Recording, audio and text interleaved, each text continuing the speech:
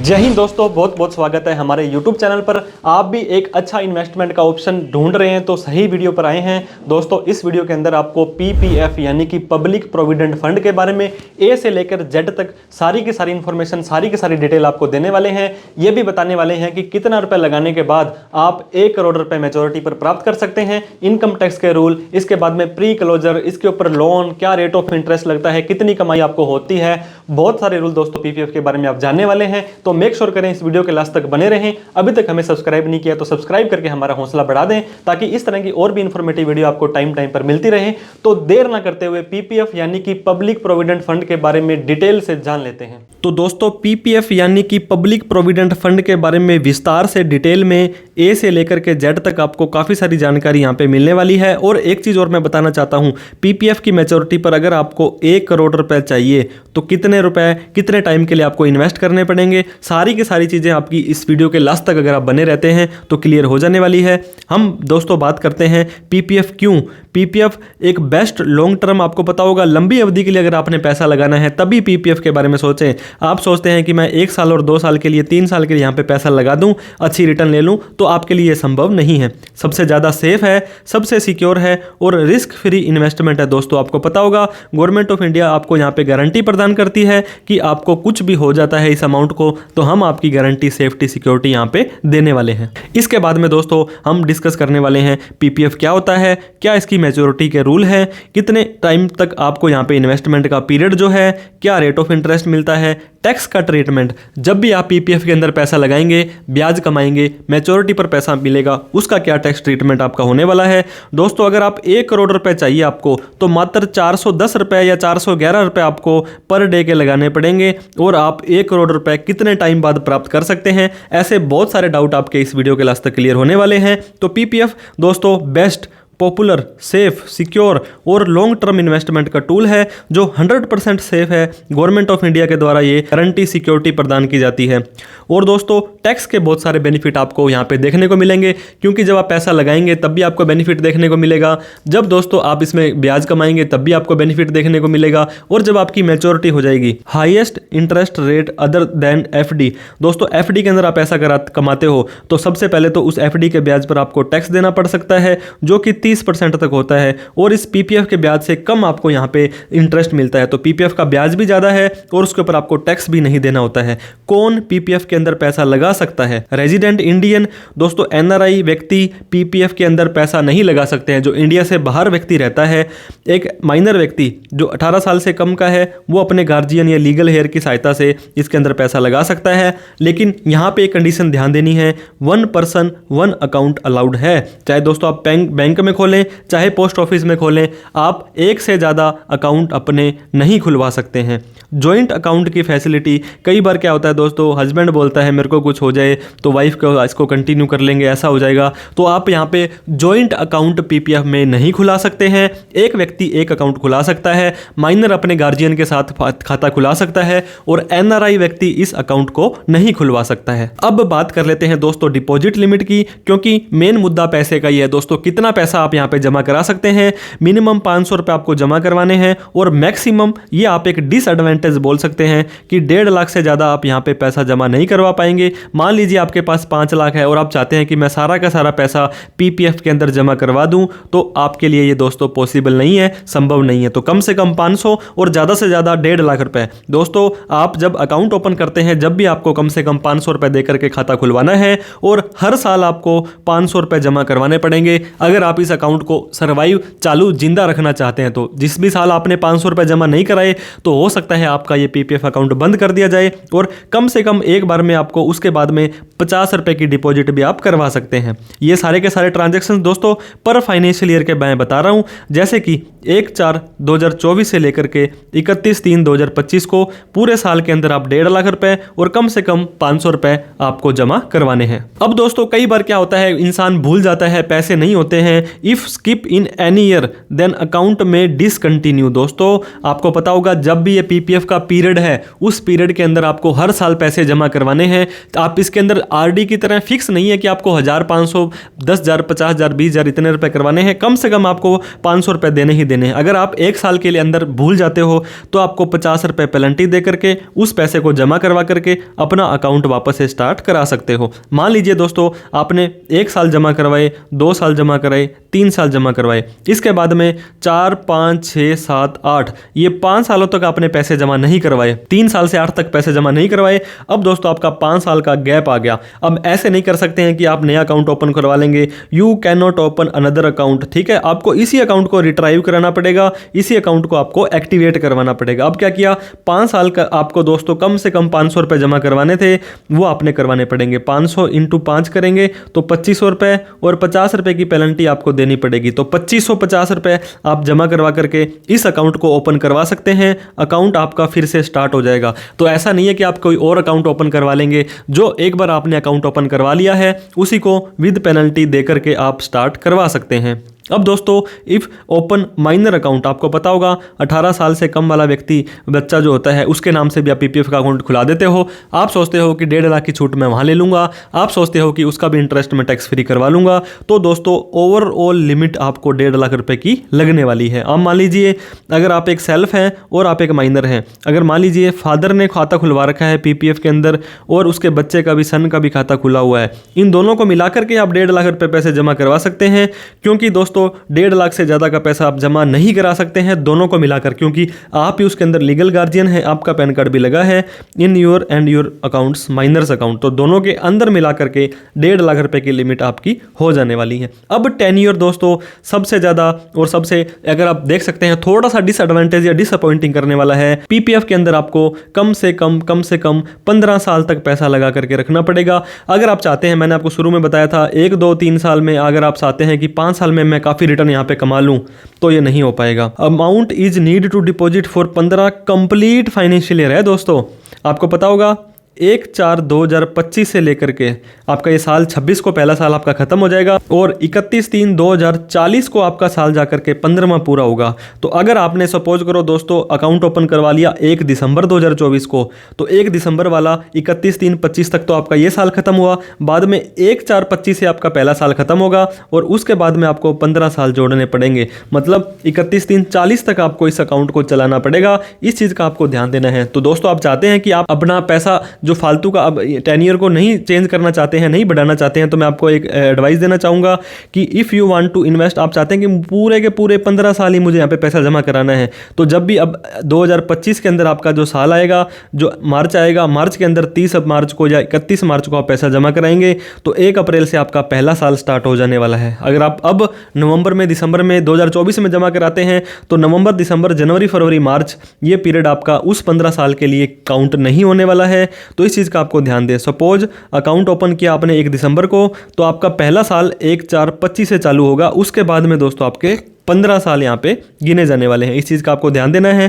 Tax rule बहुत ज़्यादा benefit है दोस्तों इनकम टैक्स का। अगर पीपीएफ में अगर मान लीजिए एग्जम्प्ट 3 तरह से आपको ये एग्जम्पशन देता है। सबसे पहले जब आप पैसा लगाते हैं, इन्वेस्ट करते हैं, तो इनकम टैक्स का section 80C old tax regime में, सिर्फ ओल्ड में दोस्तों, मैं आपको बता दूं न्यू टैक्स रिजाइम में आपको ये 1.5 लाख रुपए की छूट नहीं मिलती है। कोई भी ब्याज कमाएंगे उसका ब्याज टैक्स फ्री है दोस्तों। ये ओल्ड और न्यू दोनों के अंदर ही है। जब इसका पैसा 15 साल बाद आपको मिलेगा, ये मैच्योरिटी आपकी टैक्स फ्री है। ये ओल्ड और न्यू दोनों के अंदर ही है। तो पीपीएफ के बहुत सारे लोग तो इसीलिए ही इनकम टैक्स से बचने के लिए इसके अंदर एग्जम्प्ट का फायदा उठाने के लिए यहाँ पे पैसा लगाते हैं। और वहीं पर दोस्तों अगर ये 1.5 लाख रुपए 10% के हिसाब से अगर आपका 15,000 रुपये ब्याज आप कमा लेते हैं और 15,000 रुपये पर 30% आपको टैक्स, 4500 रुपये तो आपको टैक्स ही देना पड़ जाएगा। अगर आप कहीं और लगा करके इसको कमाई करना चाहते हैं तो इस चीज़ का आपको ध्यान देना है। 10% का मैंने सिर्फ एक आपको एग्जाम्पल दिया है। अब रेट ऑफ इंटरेस्ट बहुत ज़्यादा इंपॉर्टेंट पॉइंट दोस्तों। ये रेट ऑफ इंटरेस्ट क्वार्टरली या जैसे भी government time to time update करती रहती है। तो फिलहाल 7.1 का ब्याज आपको मिलेगा। इसकी कैलकुलेशन दोस्तों मजे की बात क्या है, मंथली होगी। अगर मान लीजिए आपने 1/4/25 को अकाउंट खुलवाया और सीधा ही 1.5 लाख रुपए जमा करवा दिया, तो इस 1.5 लाख पर जो भी 7.1% के अंदर ब्याज मिलेगा और उसका 1 महीने का ब्याज आपका उसी के अंदर जोड़ दिया जाएगा और अगले महीने के अंदर फिर से आपको कंपाउंडिंग का बेनिफिट मिलेगा। लेकिन क्रेडिट आपका मार्च के अंदर होगा, जो साल खत्म होने वाला होगा आपका, उसमें आपका ये अकाउंट क्रेडिट ब्याज हो जाएगा। इन नेक्स्ट ईयर आपको कंपाउंडिंग का बेनिफिट मिलने वाला है, मतलब ब्याज आपका जुड़ जाएगा।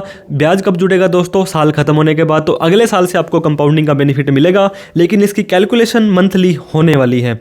कब डिपॉजिट करवाएं दोस्तों, ये भी एक बहुत ही इंपॉर्टेंट पॉइंट है। Always try to deposit amount 1 तारीख से लेकर के 5 तारीख तक। ऐसा क्यों? क्योंकि दोस्तों आपको पता होगा, अगर आप इफ़ यू डिपॉजिट 10 तारीख को या 5 तारीख के बाद कभी भी कराते हैं तो आपको जो ब्याज मिलेगा वो अगले महीने से मिलेगा। मान लीजिए आपने 10 दिसंबर को कोई पैसा जमा कराया 2024 को, तो उसका जो ब्याज आपको चालू हो जाएगा जनवरी 2025 से आपको ब्याज मिलने लगेगा। और वहीं पर अगर आप 1 से 5 के बीच में लगा देते तो आपको दिसंबर का भी ब्याज मिल जाता। मान लीजिए आपने 6 दिसंबर को भी लगाया होता और 5 दिसंबर को लगाया होता, तो 1 से 5 के बीच में अगर आप इस महीने में पैसा लगा देते हैं, पीपीएफ के अंदर डाल देते हैं, तो उस महीने का ब्याज भी आपको मिल जाएगा। अगर दोस्तों आप 5 तारीख के बाद जमा कराते हैं पैसा, तो उस मंथ का ब्याज नहीं मिलेगा, अगले मंथ से आपको ब्याज मिलने वाला है। तो अगर आपने पैसा डालना ही है तो आप 1 से 5 तारीख के बीच में पैसा डाल दें। अब दोस्तों लोन, जैसे आपको पता होगा 15 साल काफ़ी लंबा पीरियड होता है। बहुत व्यक्तियों को मिस हैपनिंग, कोई इमरजेंसी, कोई हारी बीमारी हो जाती है, तो after the year in which you start account from 1 year to 5 year complete you can take loan.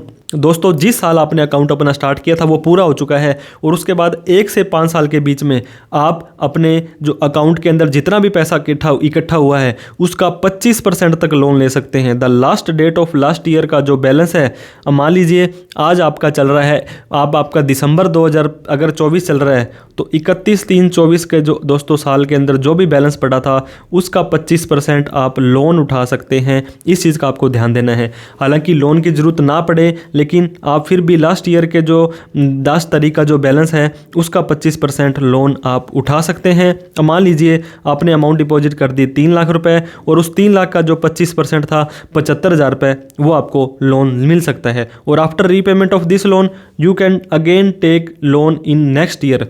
दोस्तों एक बार आपने ये लोन भर दिया, 75,000 रुपये ने मान लो आपको ज़रूरत पड़ी थी, वो आपने भर दिया। वो आपने भरने के बाद अब अगले ही दिन आपको लोन नहीं मिलेगा, आपको नेक्स्ट ईयर में 1 साल में एक बार ही आप लोन पीपीएफ के ऊपर ले सकते हैं। ये देखिए, once in a year loan मिलेगा। दूसरे साल, तीसरे साल, चौथे साल और 5वें साल में you can take loan every year. दोस्तों इसकी रीपेमेंट भी आपको करनी पड़ेगी 36 महीनों के अंदर अंदर। आपको पता होगा 3 साल के अंदर अगर आप पेमेंट नहीं करते हैं तो दोस्तों आपको लोन का तो इंटरेस्ट मिलेगा ही मिलेगा।